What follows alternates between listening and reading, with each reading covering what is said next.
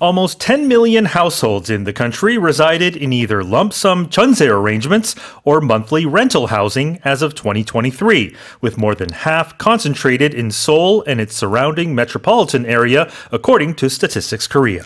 2023년 기준으로 전세나 월세살이를 하고 있는 국내 무주택 가구가 1,000만 가구에 달하고 이 중 절반이 넘는 수가 서울을 비롯한 수도권에 집중된 것으로 나타났다고 통계청이 발표했습니다. Yeah, so obviously we know there's a big housing crisis here in South Korea with sort of skyrocketing housing prices, specifically in the Seoul metropolitan region. But if you look at the numbers here released on Sunday, as of the end of 2023, so this is about a year and a half ago, there were just over 9.6 million renters nationwide, and more than 5 million of that were located in Seoul, Gyeonggi-do, and Incheon. And of course, when we talk about rental households, we're talking about both 전세 and 월세 arrangements. 전세 being a very uniquely Korean sort of system of property. But surprisingly, Gyeonggi Province, Gyeonggi-do, had the largest share with more than 2.38 million renters, followed by Seoul. And Seoul was the only one among the nation's 17 provinces and major cities where more than half of the households, 51% to be exact, were renters. Exactly. Now, you did mention just there that 전세 is uniquely Korean. Yep. 한국에만 존재하는 이 전세 시스템이다 보니까 for Koreans, we all know what 전세 is.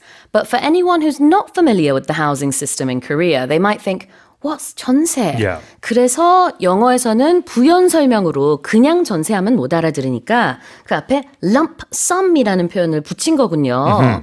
Can you tell us what lump sum means? Yeah, so a lump of something would be just a big amount, a big chunk of something. So of course, with 전세, you're paying upfront before you move in a lump sum, a big amount, and you receive that all back. So it is a security deposit of a sort, but there's no monthly payments. And what the owner gets is they are able to invest this, they're able to get interest on it wherever they want to use it. But there are pros and cons, of course, because it is a large amount, sometimes 50, 60% of the actual market value of the property itself. And sometimes it's not secure. I don't think it's guaranteed all the time, legally speaking. So, but it is a uniquely Korean system. Yes. It is absolutely.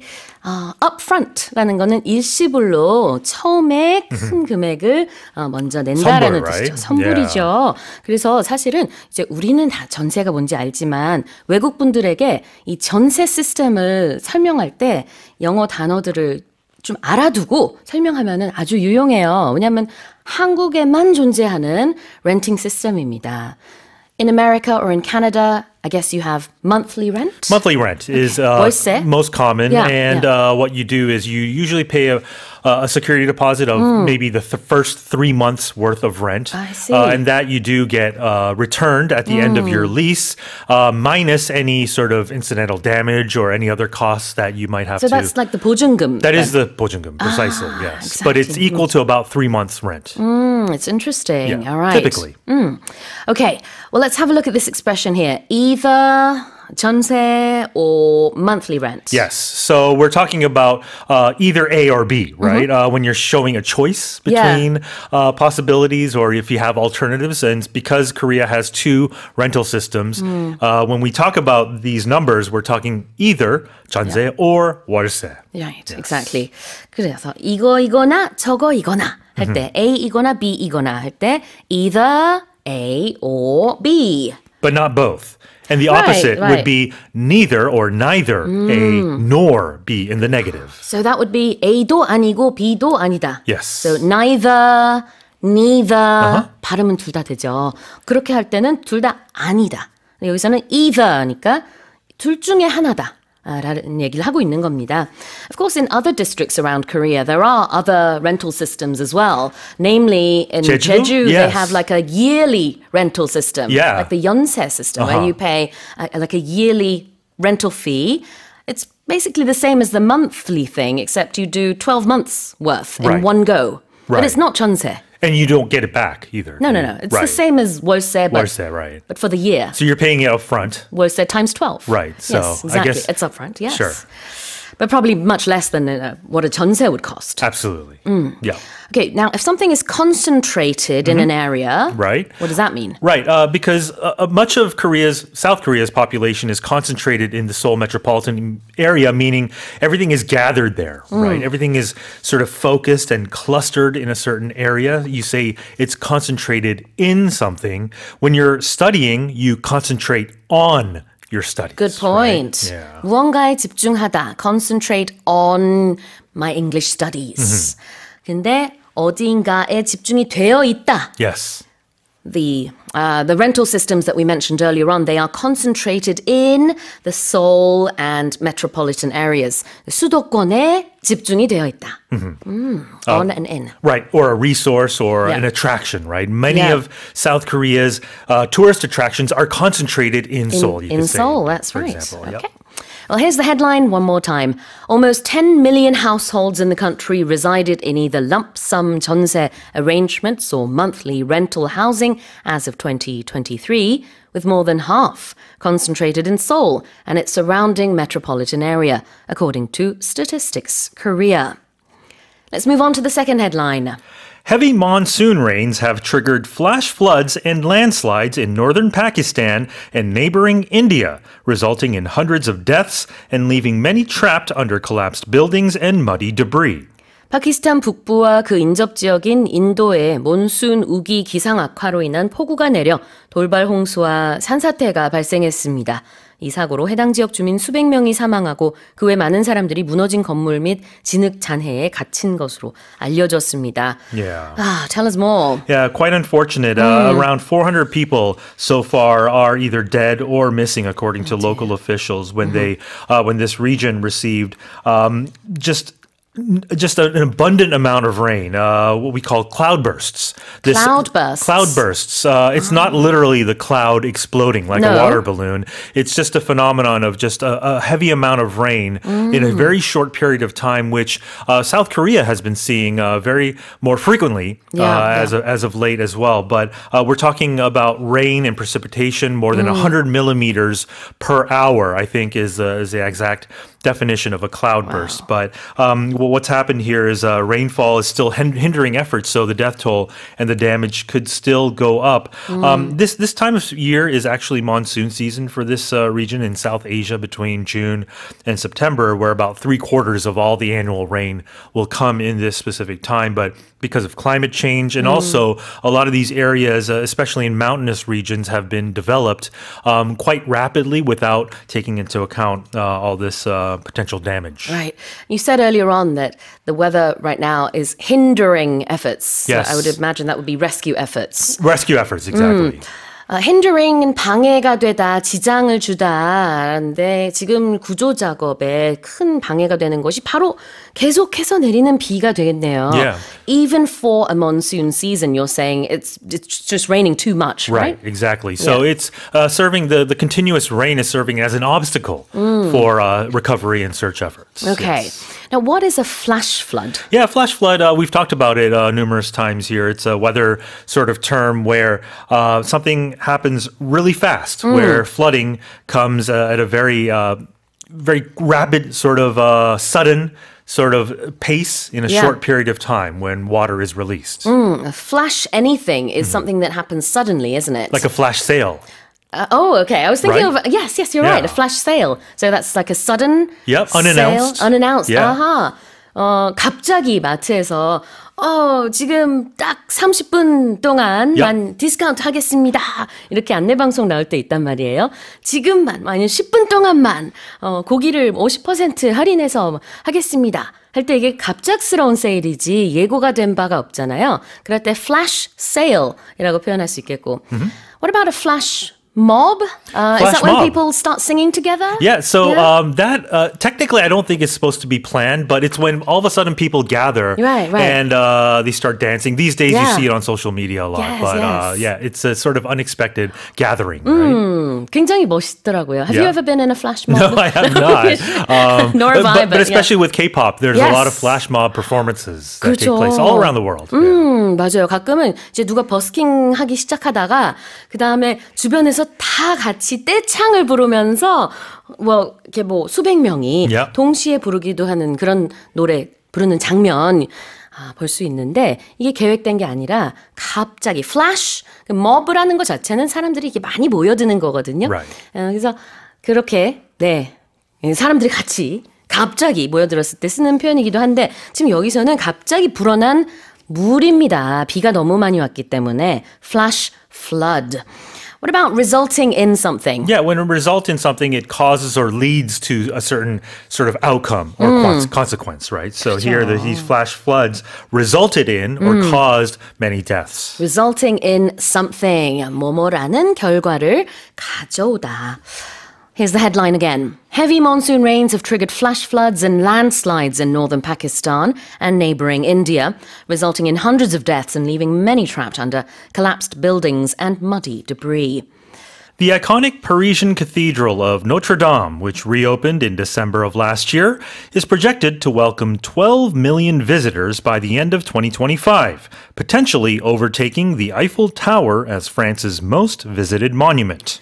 지난해 12월에 재개관한 프랑스 파리의 유명한 노트르담 대성당의 방문객 수가 올해 말까지 약 1200만 명에 이를 것으로 예상됨에 따라 대성당이 에펠탑을 제치고 프랑스 내 최다 방문 관광지 타이틀을 되찾을 가능성이 커지고 있습니다. Yeah, can't believe it's been more than 5 years now since that devastating fire, right? Yeah. So it reopened last December, and it's quickly become a very popular attraction. I think a lot of people want to see how it's been restored. Sure. And so by the end of June, recently, 6 million people have gone to see Notre Dame, and at this pace, at this rate, by the end of the year, they're expecting 12 million to visit, which would overtake the Eiffel Tower, which is, of course, the most iconic landmark in Paris. France, I think itself, Paris is probably the most popular tourist destination in the world in terms of number of visitors. But it's looking like people are visiting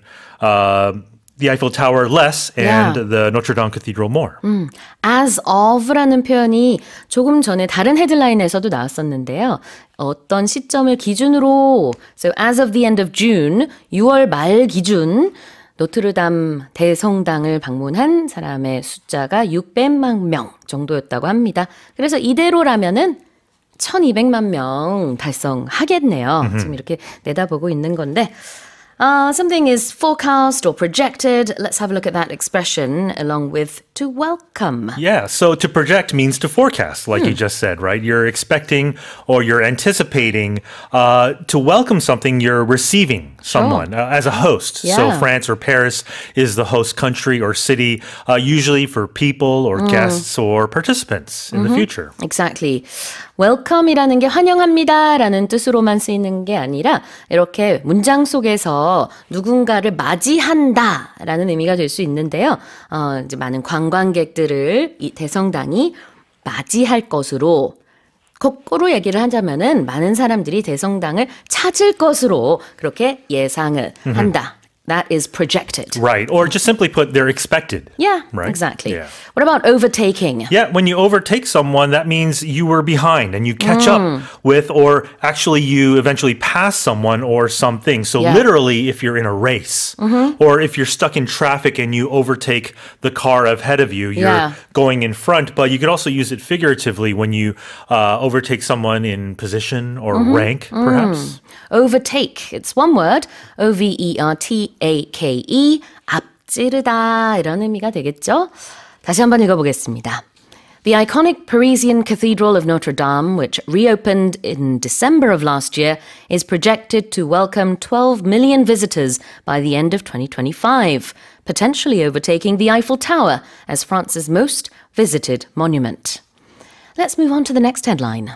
Monaco has the highest number of centenarians per capita in the world, with nearly 950 residents aged 100 or older for every 100,000 people, according to an analysis by a UK news outlet. 한 영국 매체의 분석에 따르면 전 세계에서 인구 대비 100세 이상 장수 인구가 가장 많은 나라는 모나코로 인구 10만 명당 950명이 100세 이상인 것으로 집계됐습니다. Yeah, so Monaco, if you're not familiar, obviously is a very small city-state, right? We call it where it's like Hong Kong, Singapore, where the city itself, maybe not Hong Kong anymore, but where it is itself, Luxembourg, Liechtenstein, in Europe, there are many of them. But if you talk about their population, I'm looking at it as of the end of last year, their population is under or below 40,000. But if you talk about per capita, they have a lot of people that are aged 100 or older. The next on the list, coincidentally, here is Hong Kong, Guadeloupe, which is a French territory in the Caribbean, Japan, and Uruguay round out the top 5. There were no centenarians at all in 27 nations, many in Africa and Oceania or Oceania. But overall in the world, there are about 600,000 centenarians, people aged 100 or over.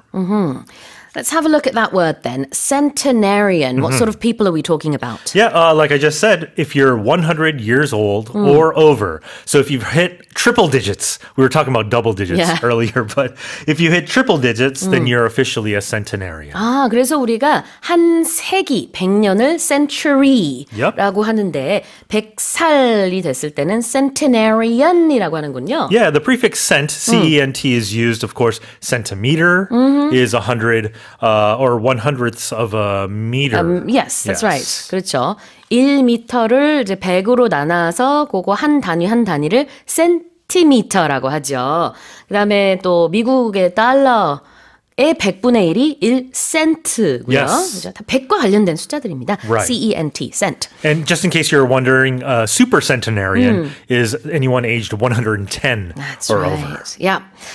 그리고 여기 per capita라는 표현이 나오는데요. Yep. 1인당이라는 표현으로 우리가 경제 얘기를 할 때, business news 얘기를 할 때는 per capita라고 하고 그냥 친구랑 식사할 때는 우리 1인당 얼마 나왔어? 할 때는 per capita 쓰지 않고요. 그냥 per person 하면 되죠. Right. Usually in statistics, we'll use per capita. That's right. 통계에서만 쓰는 표현이라고 보시면 됩니다. 1인당 per capita, C-A-P-I-T-A. Now, what's a news outlet? Yeah, a news outlet is just any organization or these days platforms, it could be online, offline, that publishes or broadcasts news, whether in print or in video. 맞아요. 네, 뉴스 매체를 말합니다. 그래서 외신이라고 볼 수 있겠고요. 그냥 a news outlet in the UK. 그러면은 영국의 한 뉴스 매체에 의하면은 이러이러하다라는 뜻이 되겠죠. Right. EBS is also a news outlet because there is EBS News, right? On TV, I believe. Yeah. 그래요. When I think of Monaco, I think of Grace Kelly. Grace Kelly? Yes. I think of F1. The Monaco Grand Prix is a very prestigious sort of race. There you go. Now we should add many centenarians to that list as well. Yeah, it's also a very wealthy country. It is, right? yes, that's right. Let's have a look at this headline one more time. Monaco has the highest number of centenarians per capita in the world, with nearly 950 residents aged 100 or older for every 100,000 people, according to an analysis by a UK news outlet. Here's our final headline.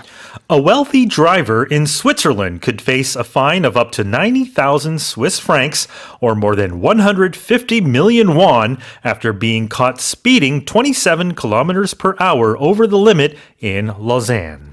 한 자산가가 스위스 로잔 시내에서 제한 속도를 27km 넘겨 주행하다가 최대 9만 스위스 프랑, 우리 돈으로 약 1억 5천만 원이 넘는 벌금을 물게 될 위기에 처했습니다. Yeah. Tell us more. Yeah, so this driver was driving in a 50 kilometer per hour zone at a speed of 77 kilometers per hour. Can I just stop you just there? Sure. Because, I mean, of course, this person was driving way over the speed limit. Yeah.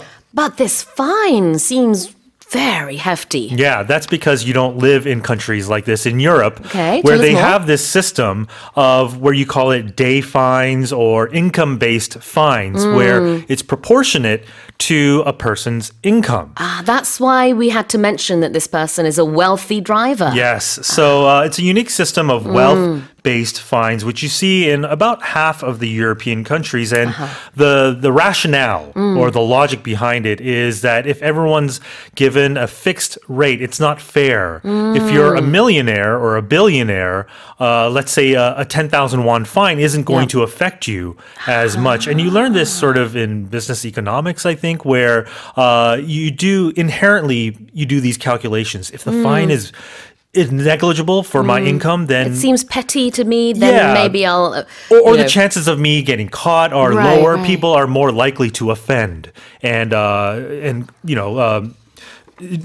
do these bad things, I guess, like going over the speed limit. But this isn't even a record in Switzerland. There was one instance back in 2010 where a millionaire Ferrari driver received almost $300,000 fine as well. But there are pros and cons to this. Some people argue that everyone is fair under the law or should be equal under the law. But some people say it's just because you speed in a school zone, for example, if you hit somebody in a school zone, it doesn't mean it should cost more for one person than another. So there are pros and cons to this. 그래요. 자, 스위스, 영어로는 Switzerland. 스위스에서는요, 이렇게 과속을 했다고 해서 일괄된 벌금을 내는 게 아니라 자기 소득 대비 벌칙금이 나올 수 있다고 합니다. 그래서 헤드라인을 언급할 때 한 자산가가 a wealthy driver라는 표현을 굳이 붙인 이유가 바로 그겁니다. 자산이 어마어마하게 많은 사람이다 보니 그 소득 대비 이제 벌칙금이 나온 거죠. 그래서 많게는 우리 돈으로 한 1억 5천만 원까지 낼 수도 있다. 저도 좀 찾아보니까 일단은 이제 일정 금액 지금 당장 먼저 내게 되고요. 그 다음에 뭐 한 3년 내로 똑같이 또 과속을 하게 되면은 그거의 몇 배가 되는 돈을 낼 수 있어서 이 총 합이 한 1억 5천만 원 되더라고요. Yeah, and some cynics will say that millionaires and billionaires don't report income anyways. All their assets are locked in stocks and other equities. So, but in any case, 그래요. This is very interesting. Yeah. And Switzerland, of course, is another country with a very high per capita GDP. Yes. Let's have a look at facing a fine. Yeah, so when you face a fine, that means you're at risk. You haven't paid the fine yet, but you're at risk or in danger of having to pay this penalty for breaking a law or a rule or a traffic violation. Yeah, exactly. Yeah. Fine, F-I-N-E가 여기서는 벌금이에요. fine 하면 우리가 미세하다라는 뜻으로도 잘 알고 있고 fine dust처럼 아니면은 그냥 how are you? I'm fine. 그 fine도 있지만 벌금이라는 뜻의 명사 fine 또 같은 스펠링입니다. 자, 그런데요. 그런 벌금을 물게 된다. 직면하다라는 동사 face 써서 face a fine. Right. Oh, in Korean you use myeon, right? Yes, 직면하다. Right? Yes. To face something, you're confronting or dealing with something, right? 그래요. 그래서 face a fine 이런 벌금을 내게 될 수도 있다. 이제 최대 금액으로 봤을 때 9만 Swiss francs가 됩니다.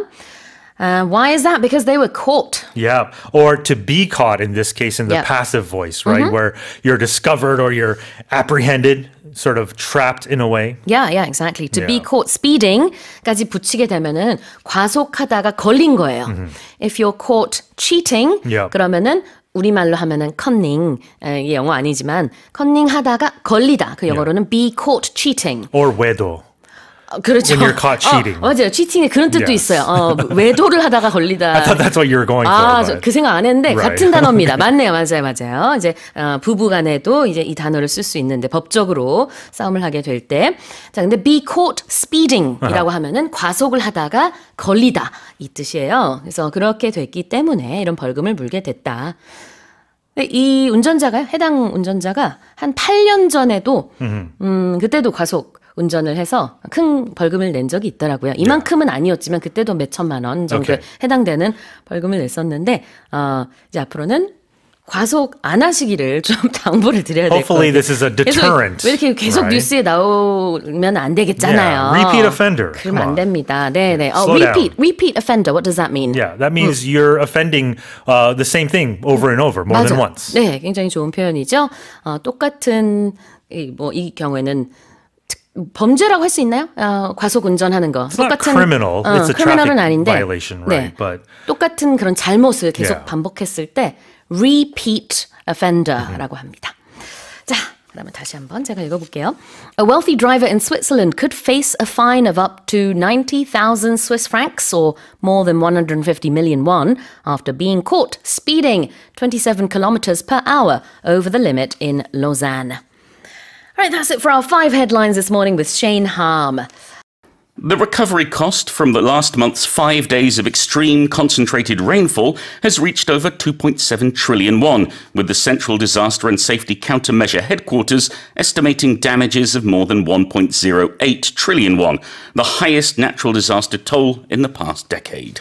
지난달 국내에 닷새간 퍼부은 극한 호우 등에 따른 복구비가 2조 7천억 원을 넘어섰으며 피해액은 지난 10년간 자연재난으로 발생한 피해액 중 가장 많은 1조 800억 원 이상으로 추정된다고 중앙재난안전대책본부가 발표했습니다.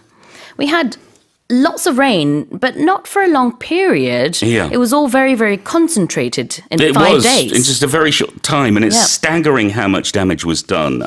We had, in various areas across the country, rainfall exceeding 72 millimeters per hour. There were 24 people dead or missing, 33 injured. There were 447 homes that were either partially or fully destroyed. Another 4,500 were flooded, and 5,500 small businesses also suffered flood damage. So much damage to businesses, to homes, also to farms. And so it's estimated in that very short period from July 17th to July 20th, the damage estimate is at 1.0848 trillion won. And so the government has earmarked this 2.7235 trillion won for recovery. It's to get people back into homes, it's to rebuild infrastructure, and it's to make sure that if something like this happens again, then these areas are more resilient, that they can withstand this torrential rainfall. Yeah, when we talk about a lot of rain, 폭우 얘기할 때 we often say heavy rain, torrential rain, downpours. Sure. And in this case, we're talking about extreme concentrated rain. Yes. Now, I'm sure if you're studying English or another language, you will have used the word concentrate at some point. Your teacher will have told you concentrate, which means to focus. But here, it's less about somebody focusing, but more whatever it is focused in one area. There's a lot of it in a single place as opposed to everywhere. So here, we had 5 days of rainfall. Maybe it should have been 2 weeks of rainfall or 3 weeks of rainfall, but it was all concentrated. It was all focused just in that 5-day period. 이 5일, 닷새라는 기간에 집중된 폭우였거든요. So it was heavy rain, concentrated in just 5 days. So for example, if you go to the supermarket, you can buy 100% fresh juice, which is made from freshly squeezed fruit, whatever it may be, or you can buy juice made from concentrate, which is where they've boiled down the juice of the fruit to make it into a very strong, sticky, syrupy liquid that when mixed with water, tastes just like fresh juice. Exactly. 자, 그래서 무언가의 원액을 얘기할 때 우리가 뭐 예를 들자면은 뭐 blueberry concentrate, apricot concentrate, 뭐 또 뭐가 있죠? Orange concentrate. Oh, you know my favorite? What's that? 오미자 concentrate. 오미자 concentrate. 오미자 원액. Because when you make 오미자 tea, I just buy a bottle from the supermarket and then a little bit and then some water, hot or cold. And you dilute it. Exactly. You dilute it instead of concentrating it. Exactly. 그래서 그 원액에다가 물을 섞어서 희석을 하는 거를 diluting이라고 해요. 매실도 그렇죠. 매실 원액. 그럼요. 사서 이제 물을 타가지고 마시면 참 맛있잖아요. So that's called concentrate. 명사로 원액. 이 같은 어원에서 온 단어인데요. 지금은 이제 비가 집중적으로 내렸다. The rain was concentrated in just a short span of a couple of days, 5 days. But you can also use it for people, for example, the Korean population is concentrated in Koreatown in LA. If you go to LA, there are a lot of Koreans living in one particular area. Right. They are concentrated there. That's true. Now, what about the expression natural disaster toll? Okay, so first of all, a natural disaster is going to be a big flood, a storm, an earthquake, a volcano, any kind of disaster that's caused not by humans, but by the weather or by the earth doing something.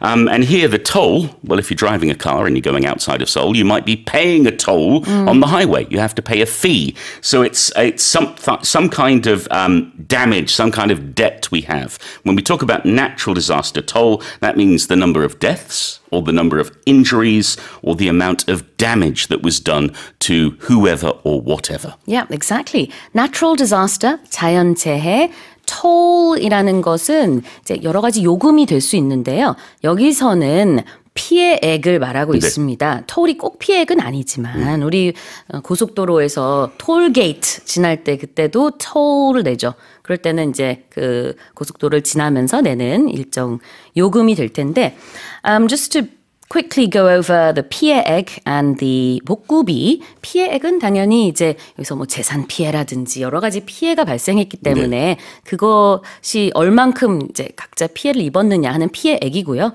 그다음에 복구비는 거기에 실제로 투입이 되는 돈이겠죠. 그래서 피해액은 1조 800억 원, 복구비 실제로 이제 돈이 얼마가 들어갈 것이냐 2조 7천억 원 정도가 지금 예상이 되고 있습니다. It's an astronomical amount of money, isn't it? It is, but it's needed to basically firm up these areas and make sure that residents and businesses will be safer in the future. 자, 다시 한번 읽어보겠습니다. The recovery cost from last month's 5 days of extreme concentrated rainfall has reached over 2.7 trillion won, with the Central Disaster and Safety Countermeasure Headquarters estimating damages of more than 1.08 trillion won, the highest natural disaster toll in the past decade. Now let's move on to the second headline. More than half of Korean workers, especially licensed professionals such as doctors and lawyers, now use generative artificial intelligence at work, with the central bank estimating that AI has contributed around 1% to the country's GDP over the past 2 years. 의사나 변호사 등 전문직을 중심으로 우리나라 근로자의 절반 이상이 생성형 인공지능을 업무에 활용하는 것으로 조사된 가운데 한국은행은 이로 인해 지난 2년간 AI가 업무 시간을 줄여 생산성을 키우면서 국내 총생산 GDP 성장률을 최대 1%포인트 끌어올렸을 것으로 추정했습니다. So a lot of doctors and lawyers, they seem to be getting help from generative AI. Yeah, and I think the US thinks that they're leading the way with AI, but in fact, when it comes to using it at work, Korea, according to this survey, has almost twice the number of people using it compared to the US. Okay. So lots of people are using it here. 51.8% surveyed said that they used it at work. 17.1% said they were using it regularly in their jobs. And it is those in these high-pressure jobs, these licensed professionals, your doctors and your lawyers, who are using them more and more. 69.2% of them, they're the most active users. Next was the managers of businesses and then the office workers. So it seems to be working for them. It's reduced working hours by an average of 3.8%. That's about an hour and a half for an average 40-hour work week. Really? So it's also contributing 1% to our GDP, our gross domestic product. The question is how much has been invested and whether they're getting a return. Well, let's talk about the doctors and lawyers. They are licensed professionals. Yeah, we're not. We're not licensed professionals. We are professionals. What is a licensed professional? Yeah. So a licensed professional is someone who has to take a test, a particular exam, has to get a certain qualification to be able to work in their field. Sue, I'm sorry to say, as a broadcaster, you are not licensed. You are a professional, but you didn't have to take an exam. However, if you're a doctor, you have to have a medical degree. If you're a lawyer, you have to have a law degree, but also you have to pass the bar or whatever test you may have in your country. Those people are licensed professionals because they have received their license, allowing them to do their job. 네, 그러니까 자격증을 보유한 전문가네요. 라이선스라는 게 면허, 자격증 이런 뜻이 있어서 우리가 흔히 가지고 있는 라이선스, driver's license는 많은 분들이 가지고 있죠. 네, 운전 면허증. 여기서는 이제 의사와 변호사를 licensed professional이라고 표현을 했고요. What about to contribute or contribute? I guess two different ways of saying it. Yes, both are fine, and it basically means to give something or to add something to something. For example, we have contributors to the show every single day. If you go on the Bandy board or on the YouTube chat, you'll see plenty of contributions because people are contributing. They are adding their messages or giving their messages. But here we're talking about AI contributing to money earned, to the GDP, the gross domestic product, meaning the use of AI is putting money into the coffers. Absolutely. To contribute. 기여하다. CONTRIBUTE. Here's the headline again. More than half of Korean workers, especially licensed professionals such as doctors and lawyers, now use generative AI at work, with the central bank estimating that AI has contributed around 1% to the country's GDP over the past 2 years. Foreign holdings of US Treasuries climbed to a record $9 trillion in June for the fourth consecutive month, with Japan and the UK remaining the largest holders of US government debt. 외국인 투자자들의 미국 국채 보유 규모가 지난 6월 기준으로 4개월 연속 9조 달러를 넘었으며 국가별로는 일본과 영국이 각각 1위와 2위를 유지했습니다. Tell us more. Yeah, it's up by 10%, almost $1 trillion. And it used to be Japan and China, but now the UK's taken the second spot. So there we have China in third place. But China has been slowly dumping its treasuries. It's trying to bolster its own currency.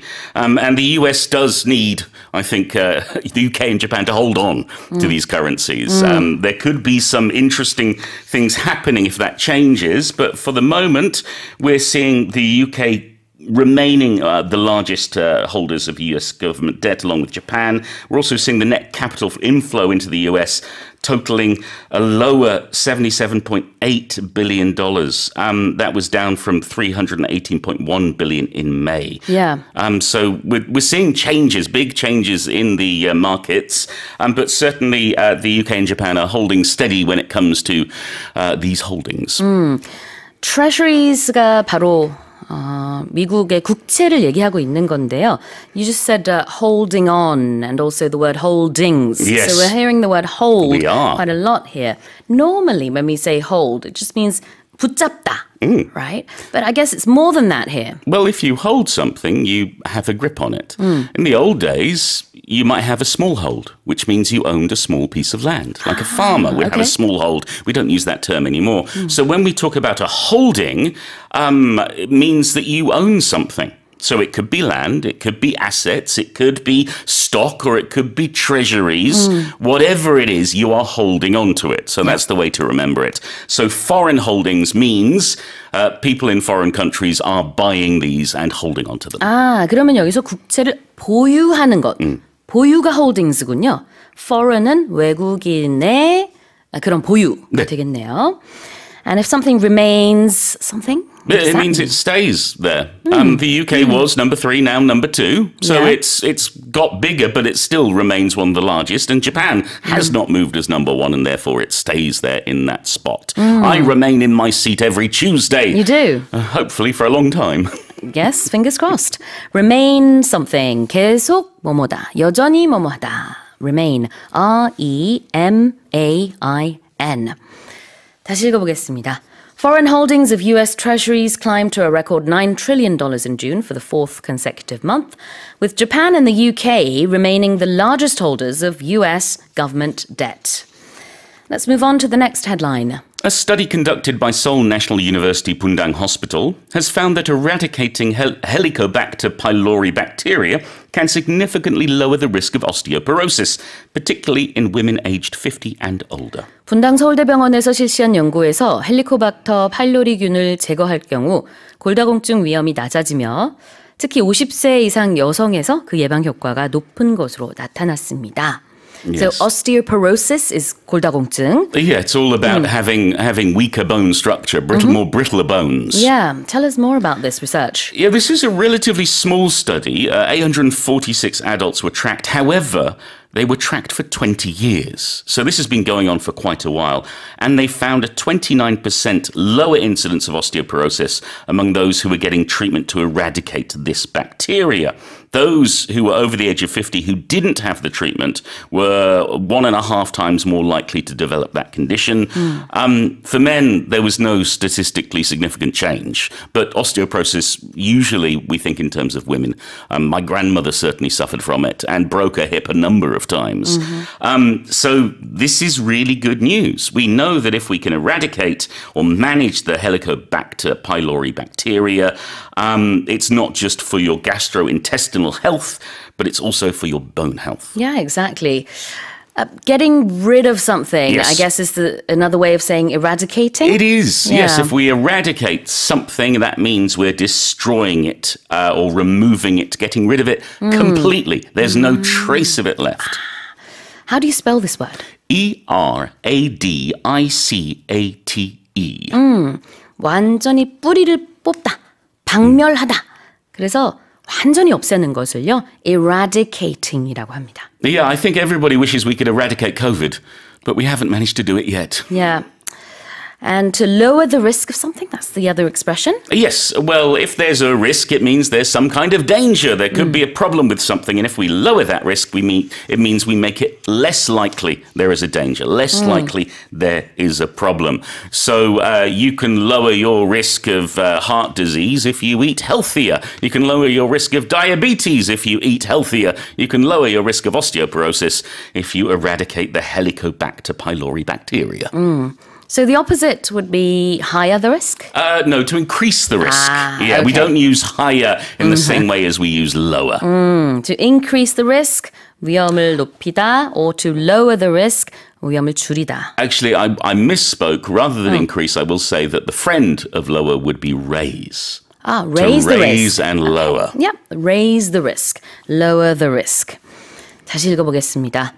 A study conducted by Seoul National University Bundang Hospital has found that eradicating Helicobacter pylori bacteria can significantly lower the risk of osteoporosis, particularly in women aged 50 and older. Let's move on to the final headline. A recent Bank of America survey reveals that over half of Gen Z men and women in the US spend nothing on dates each month, reflecting a broader trend of financial prudence among young adults. 뱅크 오브 아메리카가 실시한 설문조사에서 미국 Z세대 남성과 여성의 절반 이상이 한 달간 데이트 비용 지출이 $0라고 답해 젊은 세대에 널리 퍼져 있는 절약 추세를 반영했습니다.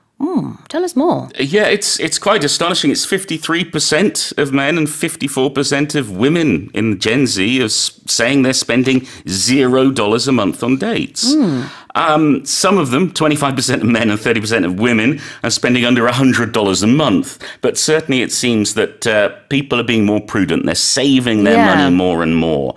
And 66% of Gen Z are saying they are not giving into peer pressure. They're not giving into people trying to encourage them to spend beyond their means. They're saving their money. 42% say they'll just decline an invitation if they can't afford it. Okay. And 23% skip the dinner or skip the plan. They bail on the plans because they want to save their money.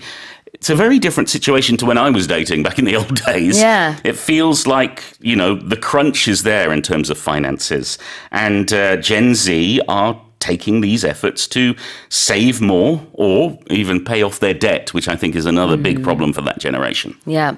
So these numbers reflect the situation in America. Yeah. And we use the word reflect when referring to a mirror. We see our reflection. Our reflection is reflected in the mirror. And it's a very similar meaning here, is that we can see the state of something by this example. So if we take this person or this figure or whatever it is, we can then look at the whole of something and apply it to there and say, this is showing us the overall trend of the overall thought or whatever is happening. 그래요. 미국에서 Gen Z라고 하죠. Z세대 남성의 53%, 여성의 54%는 데이트를 하면서 비용을 안 쓴다. 이렇게 답변을 했다고 하는데요. 이 데이터가 보여주는 게 뭐냐, 반영하는 게 뭐냐. 그게 바로 reflect라는 동사로 표현을 하는 거죠. It's interesting that Korea's attitude to Gen Z is very different to their attitude to owls. We have two words for owls, yes. 올빼미 and 부엉이, yeah. but we say MZ We don't separate the two, which is interesting. But in the US, in the UK, I think pretty much everywhere else in the world, it's Generation Z and millennials. Because they're so different. There's a huge age gap. I mean, I'm Gen X. I'm on the cusp of being a millennial, but I was born too early, so. 그래요. 자, 우리는 MZ 세대라고 묶어서 얘기하는 경우가 참 많은데 서양에서는 M 세대, 밀레니얼 세대하고 Z 세대는 확실히 구별을 합니다. 네. 워낙에 큰 이 제너레이션 갭이 또 있거든요. M 세대와 Z 세대 사이에서도. 근데 지금 얘기하는 거는 이제 M 세대 아니고 Z 세대. Yeah, you can tell them because their ears point up. 오케이. 자, 그래서 이렇게 데이트 비용을 안 쓴다는 거는 그만큼 절약 정신이 뭐 투철하다라고 볼 수도 있겠고 또 하나는 개인 부채, 뭐 빚, 대출 해야 되는 것들이 미국에서는 특히 학자금 대출 같은 게 뭐 어마어마하거든요. 네. 그런 것도 반영이 되지 않았을까. 라고 볼 수 있겠습니다. 그리고 또 데이트를 하면서 돈을 안 쓰는 게 아니라 아예 데이트를 안 한다. Yeah, they're just giving up on dating. They're not spending money on dating. 건가요? 저 그 부분이 사실 좀 헷갈렸었는데 데이트를 아예 안 하는 거예요, 그러면? Well, not all of them, but half of them, it seems, are putting the dates on ice for the time being. So I thought, because earlier on you said, you know, they will skip the meal, they'll skip the coffee, so I thought maybe they would just chit-chat and then go home. I mean, they might be talking online, but it seems like physical dating is a no-no for a lot of people at the moment. 온라인 데이팅 그 정도는 뭐 어쨌든 돈이 안 드니까 하고 실제로 만나면은 비용이 발생하니까 그거는 아예 안 하는군요. 데이트 자체를 I think this is going to affect marriages in the future and birth rates as well. Absolutely. And as we get into AI, we're finding people are finding friendships in AI and maybe shutting other people out. So hopefully things will change. Got it.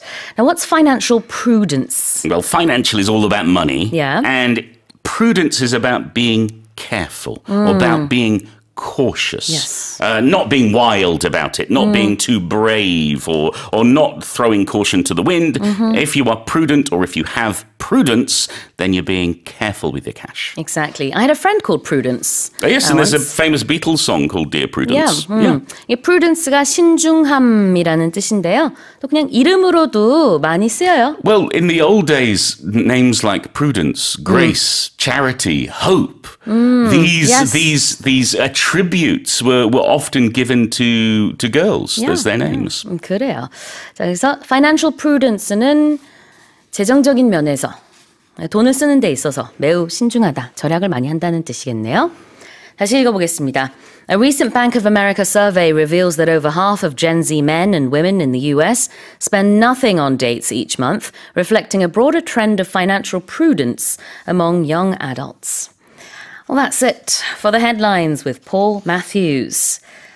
Korea's automobile exports rose by more than 8% from a year earlier in July, boosted by increased shipments to Europe, where demand for eco-friendly vehicles stays strong, according to government data. 지난달 우리나라 자동차 수출 실적이 친환경 차 수요가 여전히 높은 유럽 지역으로의 물량이 증가함에 따라 작년보다 8% 이상 늘어난 것으로 집계됐습니다. Tell us more. Yeah, so Korea's auto exports rose 8.8% in July from a year earlier, and it reached $5.83 billion US dollars. And of course, it was fueled by strong demand in Europe. And this comes despite continued declines in the US market. So government data showed that shipments totaled 212,000 units, which was up 5.8%, marking the second straight month of growth in both value and volume. And exports to the U.S. in the meantime dropped 4.6% to $2.33 billion US dollars, although the pace of decline eased compared to June after Washington agreed to cut tariffs on Korean cars to 15% under a new trade deal. By contrast, exports to the EU surged 32.7% to $713 million, led by eco-friendly vehicles. Outbound shipments of green cars climbed 17% to 68,000 units, with EV exports rebounding after months of decline. Okay, so in short, exports of 전기차 or electric vehicles to America declined, but exports to Europe increased. Yes. 네, 전기차 덕분에 유럽으로의 우리나라 자동차 수출이 많이 늘었군요. 우리나라에서도 전기차가 점점 인기예요. I believe 1 in 5 cars that are newly being sold in Korea are now EVs. So we're thinking more and more about the environment. That's the way we're going in. 자, 그러면은 이제 수출 얘기를 하면서 exports or outbound shipments 이런 얘기들이 나왔는데요. Yeah. This was boosted. Let's have a look at boost. Right. So if something is boosted, it means it's been helped or it's been encouraged by something else to increase or to improve. B-O-O-S-T, boost는 북돋우다. 뭔가를 슉 올라가게 하는 거겠죠? So we have expressions like booster shots. We had that during COVID. Right. That makes your immunity go up, I believe. So to boost. I don't know why my shoulders go up whenever I say boost. And then staying strong. When something stays strong, it means that it kind of maintains a positive outlook.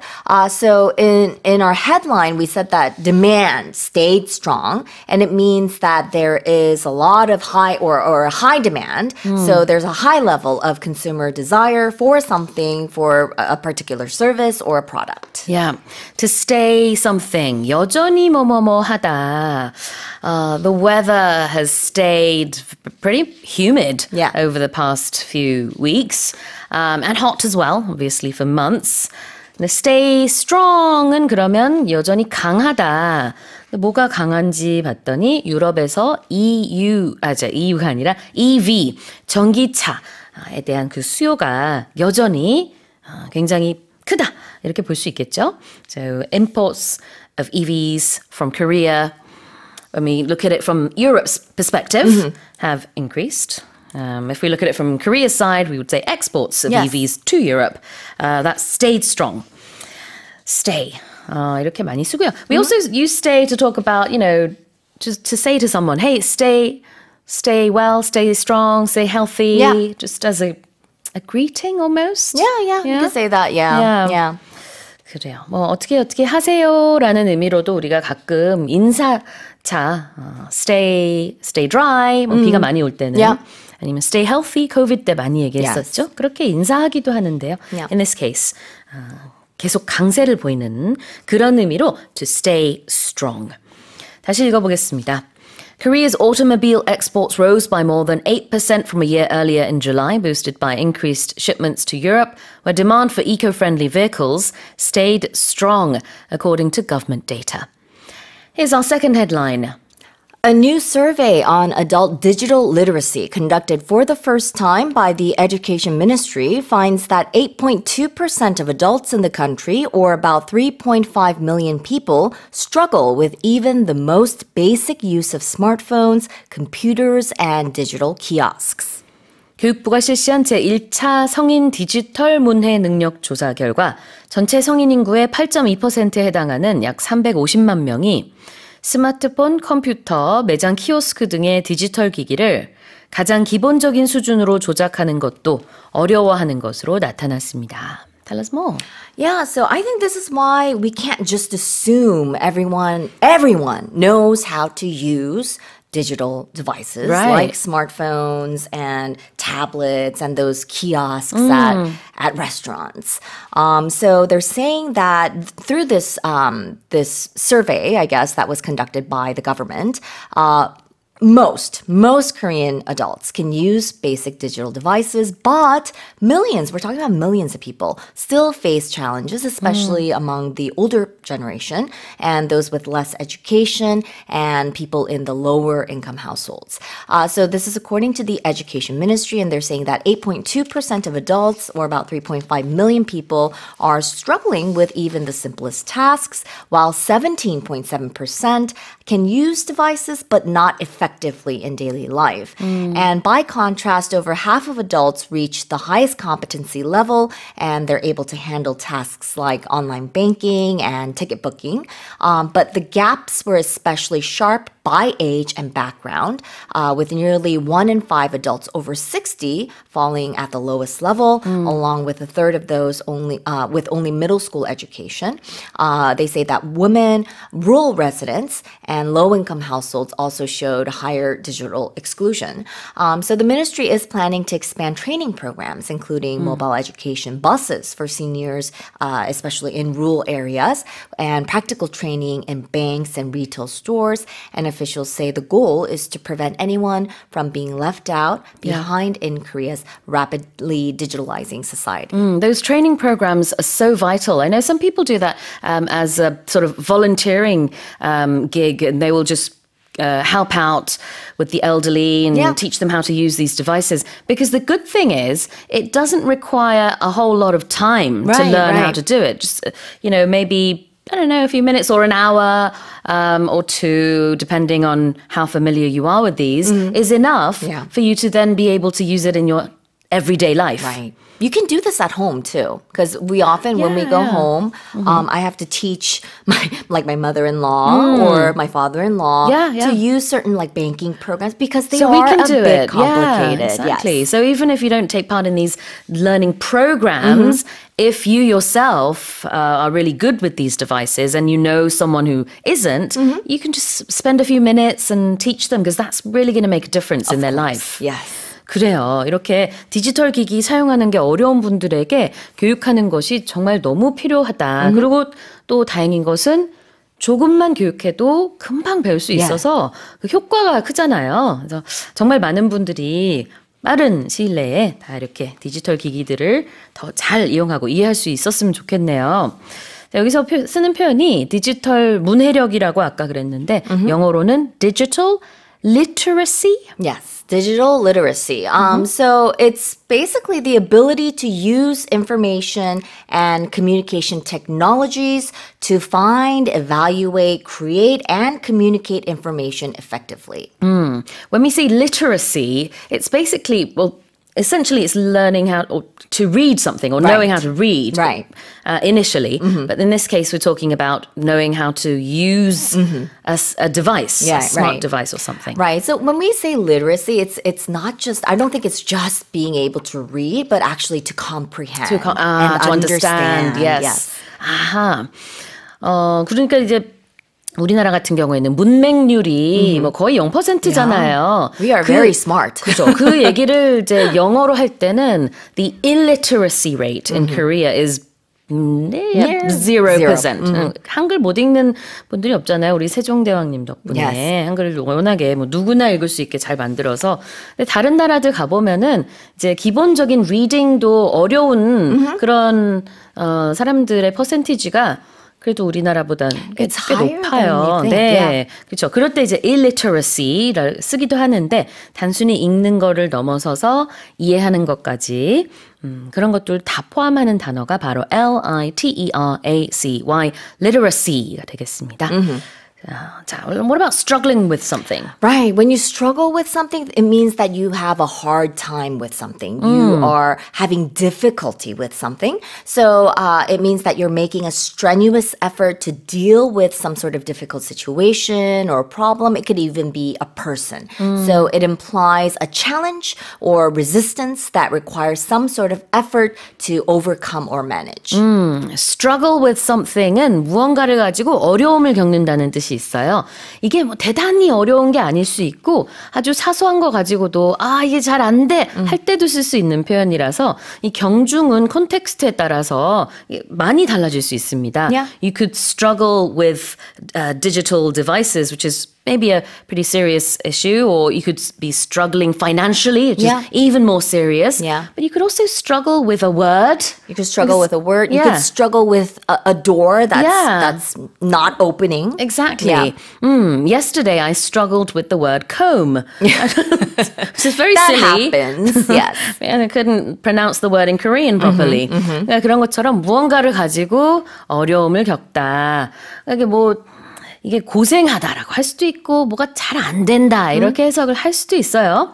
자, 그럼 다시 한번 제가 이거 감안하면서 읽어보겠습니다. A new survey on adult digital literacy conducted for the first time by the Education Ministry finds that 8.2% of adults in the country, or about 3.5 million people, struggle with even the most basic use of smartphones, computers, and digital kiosks. Spain's worst wave of wildfires on record, fueled by a heat wave lasting more than 2 weeks, has forced authorities to close part of the popular Camino de Santiago pilgrimage route.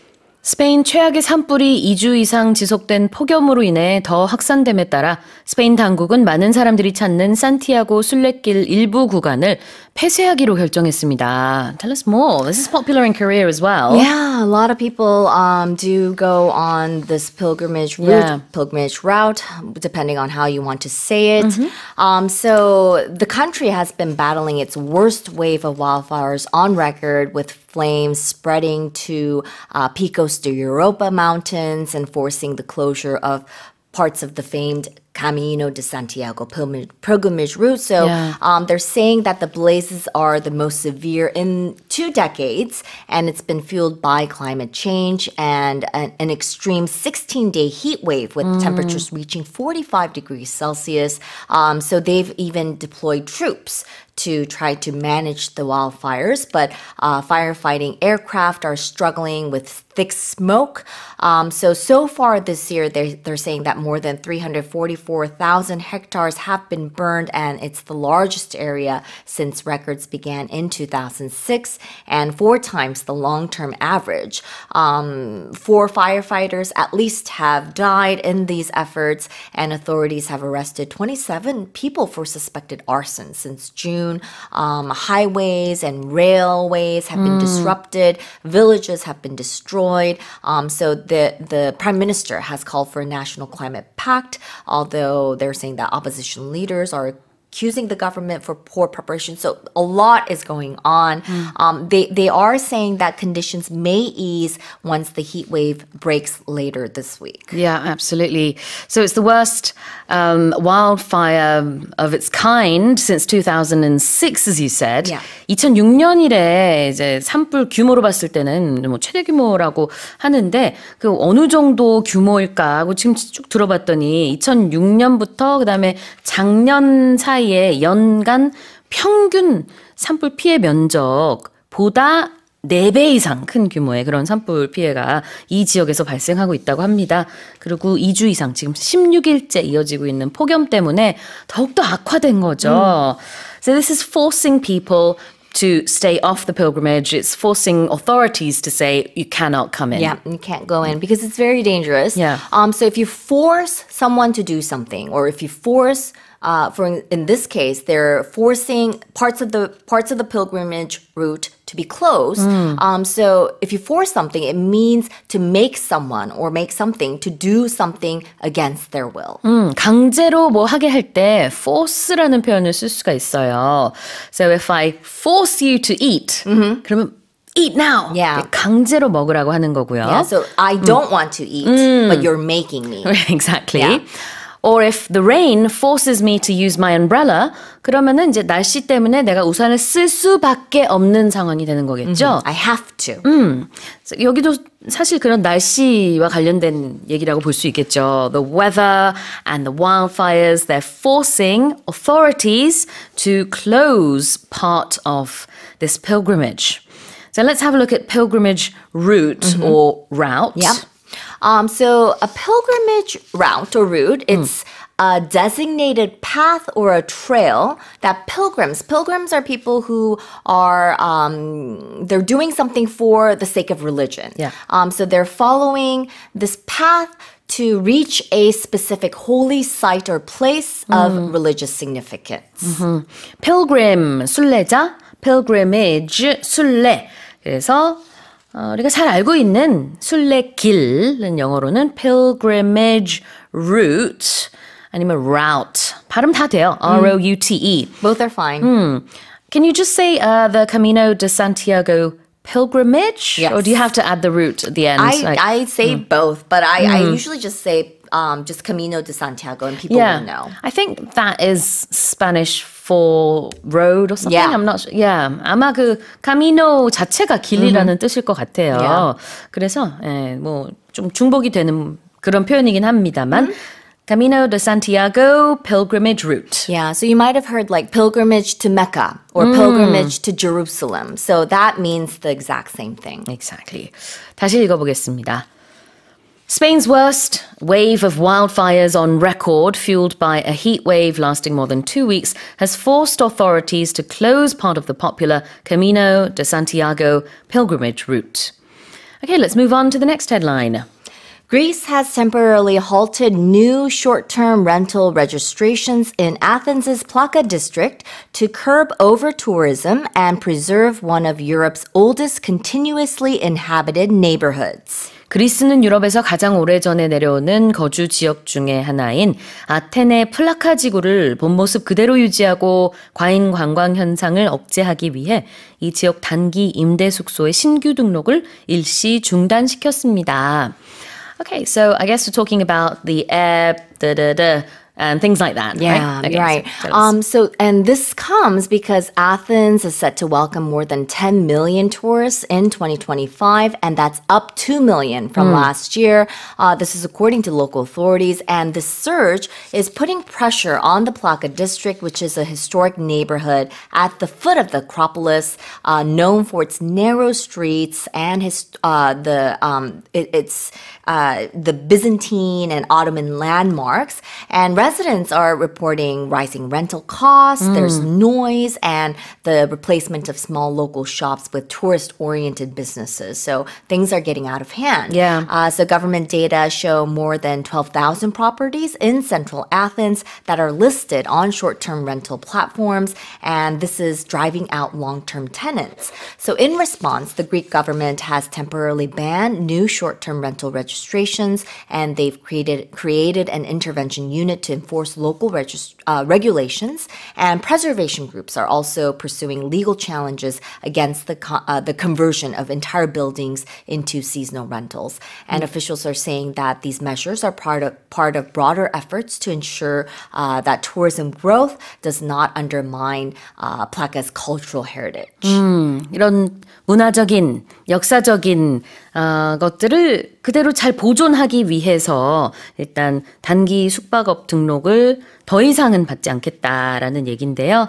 Things are getting out of hand. Yeah. 이런 말을 해주셨어요. 그러니까 지금 통제 불능 상태가 될 수 있으니까 now they want to get things under control. Yes. Let's look at short-term rental registrations. Yeah, so you mentioned, the whatever site. Something B&B. Yes, so it's also known as rental registry or Right. rental licensing program. So it's a process where property owners register their property with, it could be a local government authority, and they basically lease it out to people who are there for a short term. 그렇죠. Have you ever used their services? You Yes. have? Okay. Yeah. 이게 그러니까 원래 그 거주자들을 위한 렌탈 프로그램이 아니죠. 여행자들을 위한 단기 숙박업 그런 프로그램이 아니라 뭐라 그럴까? 서비스. Yeah, so it's 네. like a hotel, but not. 그렇죠. 네, 일반 집을 이렇게 단기로 빌려주는 거잖아요. 돈 받고. 그런 거를 이제 단기, short-term, 장기면은 long-term 이렇게 하는데요.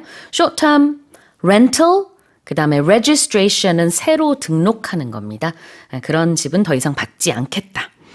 To curb. Let's look at that word. Right. So it's a verb and it means to restrain or keep in check. Right. C-U-R-B, 억제하다. If you're on a diet, you want to curb your appetite. Yes. It's not easy. Or you can try to curb your temper if Yes. you have a flaring temper. Exactly. 억제하다, 제한하다. 다시 읽어보겠습니다. Greece has temporarily halted new short-term rental registrations in Athens' Plaka district to curb over-tourism and preserve one of Europe's oldest continuously inhabited neighborhoods. Now let's move on to the final headline. The mystery winner of Australia's third largest lottery jackpot, drawn 2 months ago, has yet to come forward despite public appeals. Oh no. 자, 해석해 보겠습니다. 호주에서 자국 내 역대 세 번째 규모의 당첨금을 받게 될 복권 1등 당첨자가 2달 전 추첨이 끝난 후 지금까지 공개적인 수소문에도 여전히 나타나지 않고 있다는 소식입니다. Yes. So the obvious question, Karen, is how much money is this worth? Okay, so the winning ticket, it's 100 million Australian dollars. So Which that's is 90 billion won. 900억 원이요? Yes, 90 billion won. So the 어서 받아가세요. 영어로 해야겠죠? 호주, Who is it? Whoever you are, quickly, get the money. It's been 2 months. It's been 2 months. I don't know. I think the ticket's been lost because if you have this ticket, I would have. There's no reason. There's no reason they would have not come forward yet. So this mystery winning ticket, it was purchased in Sydney's eastern suburbs, but the winner has not registered it to an account, leaving lottery officials with no way to contact them. And lottery officials have resorted to matching CCTV footage from inside the store to the registered purchase time. So what happens if this person just never turns up? I guess it just then becomes Public property? I don't know. What happens? I guess it gets added to the next probably. lottery that's winning what amount, happens right? with the jackpot, yeah, right? Yeah, I guess so. Yeah. So they say that lottery winners in New South Wales, that's where Sydney's located, and the Australian Capital Territory have 6 years from the draw date to claim their lottery prize. That's a long time. That is a long time. Wow. 저는 뭐 한 몇 달 정도 기다려줄 줄 알았더니 6년이나 기다려준다고요? But this is very odd. So they say that it's been drawn 2 months ago, but on average, successful ticket holders, they come and claim their prize about 10 days after winning. So that's why I'm thinking maybe this ticket has been, maybe someone was drunk, they came in, they bought it, and they just forgot about it or lost it because 2 months. Exactly. And, they probably made a lot of public announcements to come claim it. Yeah. So the claim would have been, the announcement would have been to come and claim the lottery jackpot. Yes. What is a lottery jackpot? The jackpot is the most valuable prize in a game of lottery, especially when the game involves increasing the value or prize until someone wins it. 복권 1등 당첨금이네요. lottery 이게 이제 복권이고 jackpot가 바로 1등 당첨금입니다. Yeah, but jackpot, we usually use this. We use this very frequently when we refer to any kind of prize, like a winnings or success. So you hit the jackpot. Yes. So when you get get a high-paying job, you can say you hit the jackpot. Or if you marry someone, wonderful person, you can say, oh, you hit the jackpot. 맞아요. 정말 대박을 터뜨렸다. 이런 느낌으로 I hit the jackpot를 쓸 수 있습니다. 좋은 배우자를 만났을 때, 좋은 직업을 갖게 됐을 때 이런 상황에서도 충분히 쓸 수 있는 표현이고요. And what about has yet to come forward? If someone has yet to come forward, it means that something or someone has not yet made themselves known or available, but is expected to do so in the future. 아직 나오지 않았다. 아직 이 당첨자가 자신의 모습을 드러내지 않은 거죠. Has not shown themselves. Exactly. This person has not yet come forward. 다시 읽어보겠습니다. The mystery winner of Australia's third largest lottery jackpot, drawn 2 months ago, has yet to come forward, despite public appeals. Well, that's it for the headlines this morning with Karen Choi. The prices of samgyetang and naengmyeon, two of the nation's most popular summer dishes, rose again last month in the capital area, extending an upward trend that has persisted in recent years, according to government data. 여름철 국내 최고 인기 음식들인 삼계탕과 냉면의 서울 지역 가격이 6월에 이어 지난 7월에도 다시금 오르면서 최근 몇 년간 이들 메뉴의 가격 상승세가 지속되고 있습니다. Tell us more. So in July, the average price for a serving of samgyetang or naengmyeon was 17,923 won and 12,423 won, respectively. That is up from 17,654 and 12,169 previously. So it seems to be going up in the summers in particular, as these are two of the most popular summer dishes to be had in Korea. And this has kind of been one of those natural inflationary foods that's been taking place in particular recently. I remember samgyetang being, I don't know, like I'm going to say 7 or 8 yeah, maybe? Like, way under 10,000원. yeah, we're talking like probably 15 years ago. Right, yeah. right. But now it's 17,923원. Yeah. 평균적으로요. 삼계탕의 가격이 7월 달에 그 정도였다고 합니다. 냉면 같은 경우에는 평균적으로 12,423원이었대요. So it's inching up and up. The prices just, they're not stopping going up. And obviously, inflation has something to do with it, but demand as well. Oh, absolutely. People continue to search for this, and they love it. Especially those summer foods. And they're not alone, because non-summer foods as well. I mean, samgyeopsal is up as well on average to 20,639 won. And even bibimbap is up to 11,538 on average. I just had bibimbap the other day for like a 9,000 won all-you-can-eat bibimbap buffet. Really? Yeah. Below average. Yeah, so much below average. And it was all-you-can-eat. So when I saw the price on that, 11,538 on average. It's like, wow. Exactly. I guess you could describe this trend as an upward trend. Yeah, an upward trend is like, let's talk about trend first. So a trend is something that is popular as of late, something that, a lot of people are doing or like. Is popular. So this upward trend is the fact that the prices are going upward, and it's happening recently, or it's kind of a popular thing that restaurants are doing. Say, hey, everyone's raising their prices on these. Let's raise our prices too. It's something that everyone's doing. 우리가 방향을 얘기할 때 무언가하고 WARD를 많이 붙여요. Forward 그러면 앞이고 backward 그러면 뒤로 가는 거고요.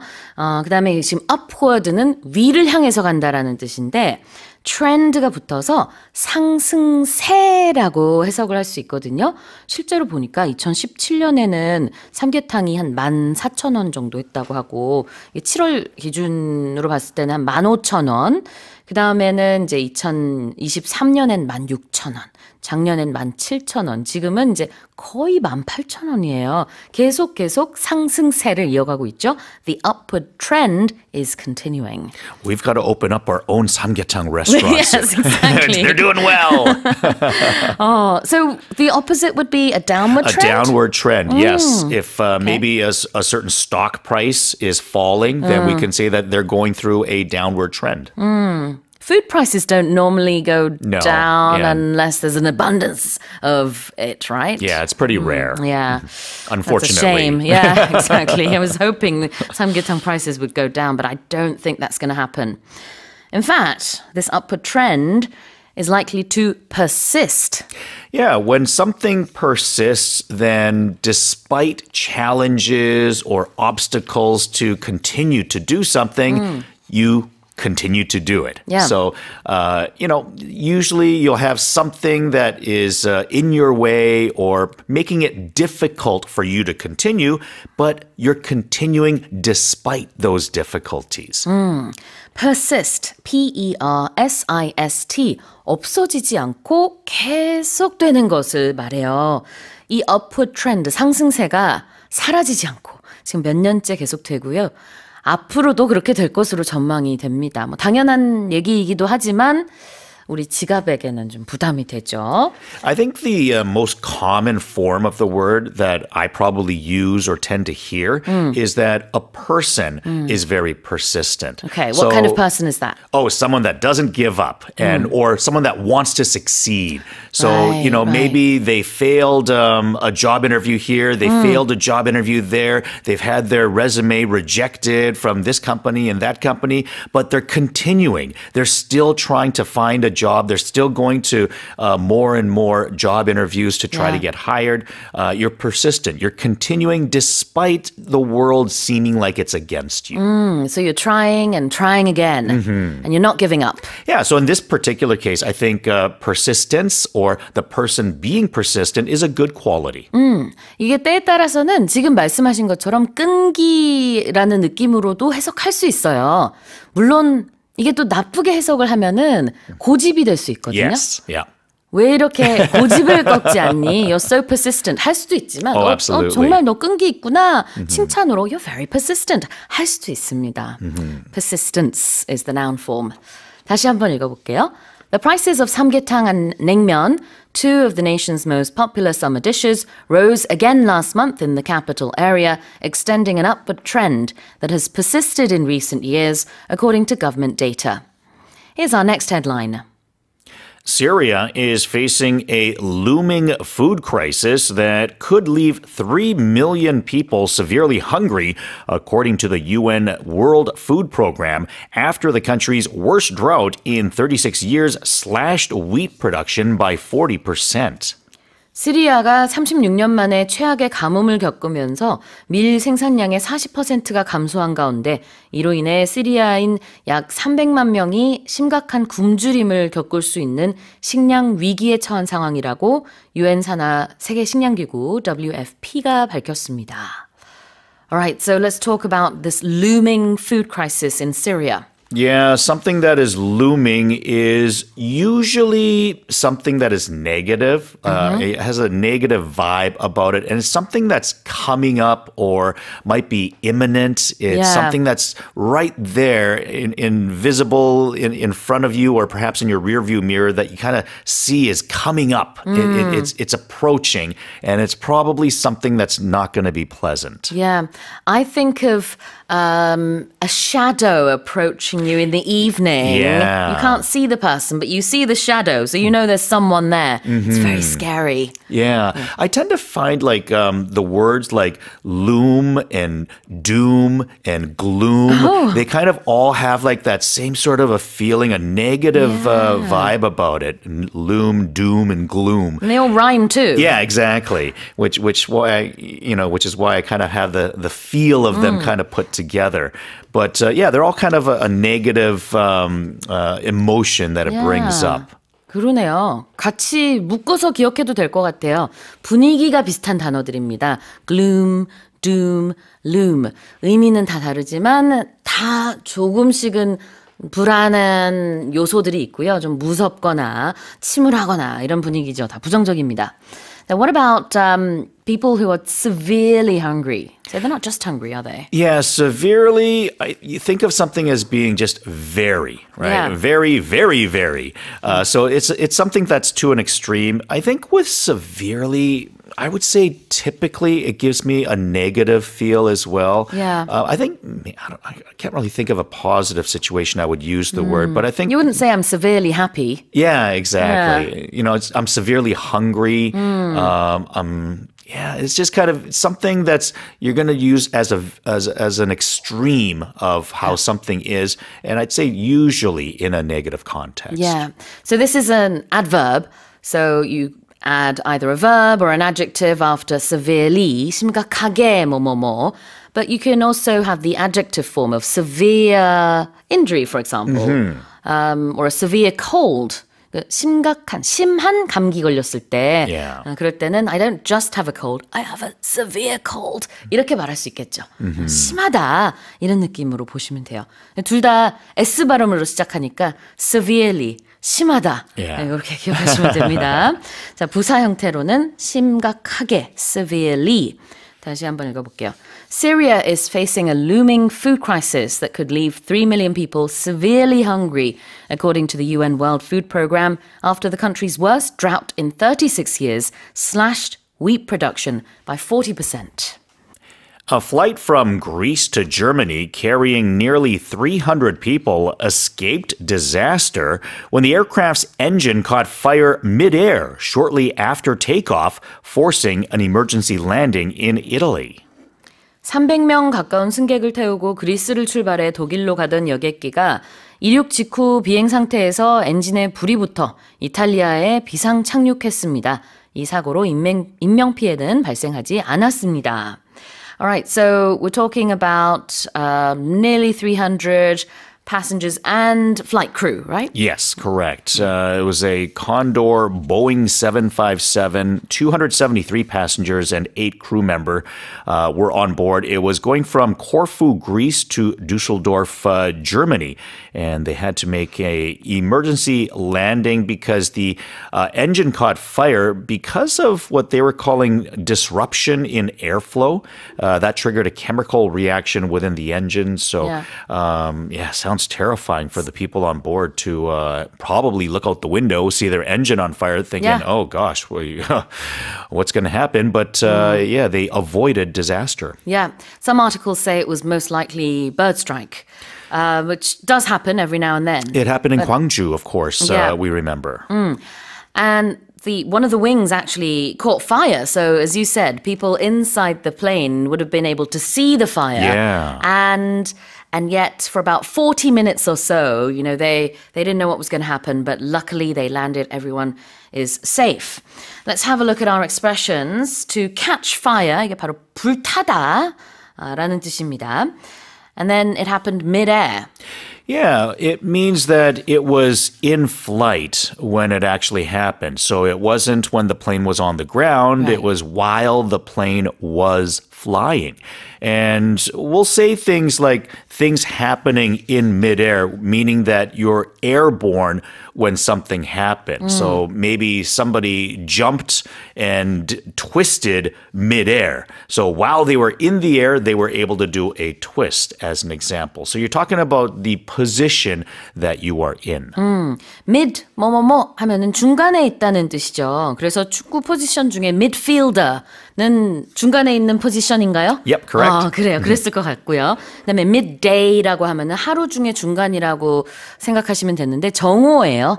그래서 midday는 12, lunchtime이죠. 그다음에 mid sentence 이렇게 말하면은 문장 중간에. So, I'm sorry to interrupt you mid-sentence. 이런 식으로 말하면 문장 중간에 제가 끼어들어서 죄송해요. 이런 의미가 되겠죠. 여기서 mid-air, 공중에, 날고 있을 때 이런 뜻이 되겠고. 또 우리 학생들은 중간고사 시험 보거든요. midterm. midterm. 네, S 붙여가지고 midterms라고도 해요. 시험이 하나가 아니니까. 자, midterm exam, midterms. 그런 거 다 mid가 들어갑니다. What about takeoff?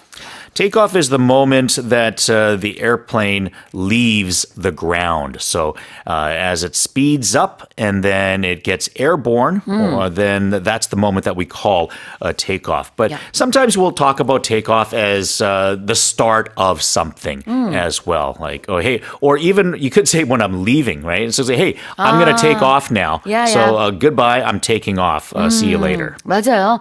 명사일 때는 붙여서 takeoff 한 단어로 써요. 그리고 이제 비행기 얘기니까 이륙인데 동사로 쓸 때는 두 단어 따로따로 떼어놓고요. take off 그러면은 동사가 되었는데 지금 얘기한 것처럼 우리가 일상 대화 속에서도 나 이제 갈게 이럴 때 I'm gonna take off 이렇게 말할 수 있죠. Sometimes we'll say something like, oh, this stock is taking off. So it's starting to perform well. It's going up because usually when you're taking off and from an airplane, you're going from the ground up to the air. So you could say if something's doing well, then say, oh, this is really taking off. Yeah, it's going in an upward direction. Yeah. 그래요. 그러니까 주가가 많이 오르기 시작하면은 the stock prices are taking off. 이렇게 표현할 수 있겠군요. 자, 네, 이륙의 반대, 착륙은 영어로 landing. 그래서 take off and landing. 다시 한번 제가 읽어보겠습니다. A flight from Greece to Germany carrying nearly 300 people escaped disaster when the aircraft's engine caught fire mid-air shortly after takeoff, forcing an emergency landing in Italy. Here's our next headline. Microsoft co-founder Bill Gates and a coalition of partners have launched a new AI competition offering a $1 million prize to a team that successfully harnesses agentic AI to develop innovative solutions for Alzheimer's disease. 마이크로소프트 공동 창립자인 빌 게이츠와 관련 단체가 인공지능을 활용해 알츠하이머병을 치료할 혁신적 해법을 찾는 AI 경진 대회를 개최합니다. 이 과업에 성공한 우승팀에게는 100만 달러의 상금이 주어집니다. Tell us more. Yeah, so I guess Bill Gates, I believe he lost his father to Alzheimer's disease. So this is kind of a personal battle for him. And he has invested a lot of money, whether it be through his foundation or personal spending, to try to battle this disease. Yeah. And they are putting up a lot of money for people to come up with a way to help out dementia and Alzheimer's. And now they're even looking into the AI realm to try to battle this. Yeah. Well, it's not just Bill Gates alone. Yes. He's doing this with a coalition of partners. Yeah, and a coalition of partners, you're talking about a group of people that are sort of strategically coming together as a group of something. So we use this quite often in politics. You might use this in business as well, because you have people or companies that maybe don't regularly work together, but for a particular purpose, let's create a coalition or let's create a partnership or a group that can have a similar goal in mind. A coalition이라는 게 어떤 단체나 모임을 말하고 partners, 그러니까 협력자들의 모임 내지는 그룹. 여기서 뭐라고 아까 해석을 했었냐면은 이제 빌 게이츠와 여러 관련 단체들이 이렇게 해석을 했고요. Now, what are they doing? They're trying to harness agentic AI. Let's have a look at harnessing first of all. Yeah, if you're trying to harness something, then you're trying to control something that typically you don't have control over. I think we've talked about this a while ago, and I was bringing the example of a horse. Like a horse will have like a harness of sorts to control it, because horses are wild and they don't want to do what you want them to do. So you require a contraption that we call a harness, and it's on their neck and back, and it's used to control their head in order to make them go where you want them to go. Sometimes we have different things to harness the power of electricity. So whether it's solar farms or wind turbines or hydro power, we're using different things to control Mother Nature to create electricity. We're harnessing different resources. So a harness on a horse are those sort of belts and straps that you put on a horse in order to control it. Yes. 그래서 말에다가 놓는 그 안장 말고요. 여러 가지 벨트와 스트랩들을 이렇게 딱 묶어놓는 거 있잖아요. 그렇게 해서 이제 내가 원하는 상태로 조정을 할 수 있게끔 하는 거죠. 그것도 harness지만 여기서 말하는 동사의 harness라는 것은 그래서 내가 원하는 대로 활용을 한다. 이런 의미가 있어서 the people that we mentioned, Bill Gates and the coalition of partners, they are trying to harness agentic AI. agentic AI가 조금 어렵게 들리는데 정의를 찾아봤더니 AI를 목표 달성하기 위해서 쓸 때 agentic AI라고 쓴다고요. 그러니까 단순히 그냥 정보를 주는 정도의 AI가 아니라 더 큰 목표를 달성하기 위한 AI. 일단 agentic AI라고 한다면서요? Yeah, I think the key from my research that I could tell was that it's AI that has a little bit of autonomy. Right. So typically, you know, we'll, like you mentioned, we'll type in something, search this, and it gives you that result.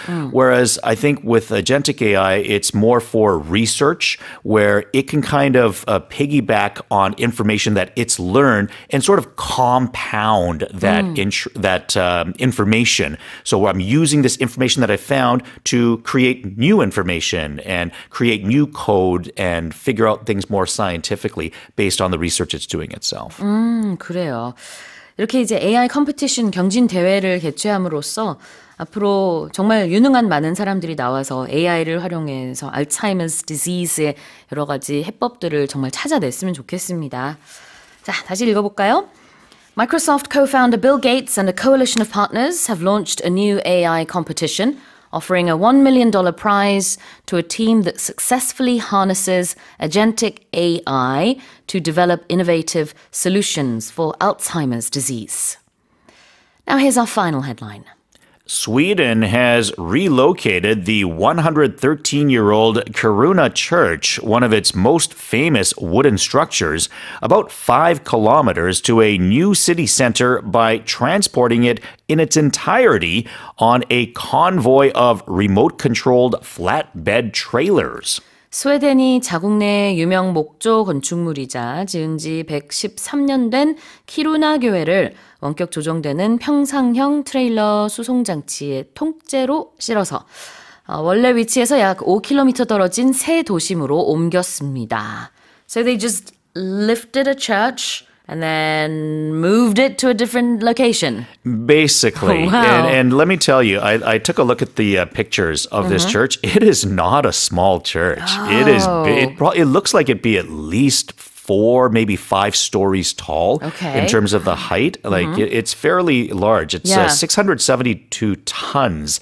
And it probably should be heavier. It's a lot lighter because it's wood. Yeah. Whereas if it was concrete, then it would actually be a lot heavier than that. So, about 10,000 people, I believe, were in attendance to watch this travel at, I believe they're saying half a kilometer an hour. So it's moving very, very slowly because there were a convoy of remote-controlled flatbed trailers moving it together. Exactly.